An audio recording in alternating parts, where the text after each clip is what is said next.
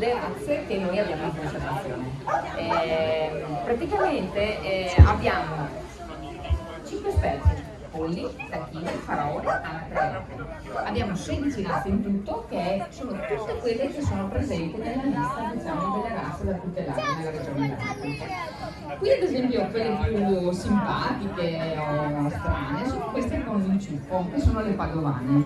Qui abbiamo i 3 colori: abbiamo l'argentata, che è questa bianca e nera, la camosciata e dopo la dorata. Questi animali hanno un'ernia nel cranio e sopra l'ernia nasce Loccoli cani, no? e questo qui è la padovana. Poi quella piccolina che si nasconde in mezzo è la famosa checchina, i pecori, che tutte quante le nostre nonne avevano dei corti e poi tornavano, voglio dire, passeggiavano, giravano libere per i follari, poi arrivavano con dei piccoli nati che loro hanno più chiusi nella coda.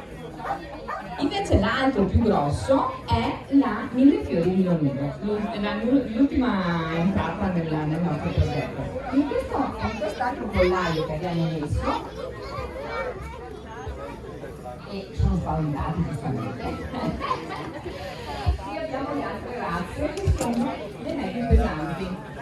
Quindi ad esempio, che ne so, ad esempio quella che si vede sul rosso è la robusta lionata, che ricorda il leone. Poi c'è quella bianca che invece è l'ermellinata, ha un fondo bianco con collarino nero come l'ermellino.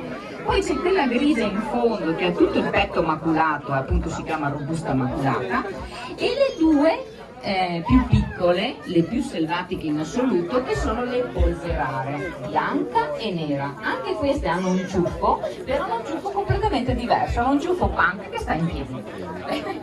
Diciamo che qui nella manifestazione abbiamo pensato di portare solo questi, perché il tacchino che fa la ruota sarà ben difficile portarlo qui, non sono proprio adatte. Le faraone sono delle chiacchierone, le ocche ne parliamo, ma vi aspettiamo nella nostra azienda di Cerignano.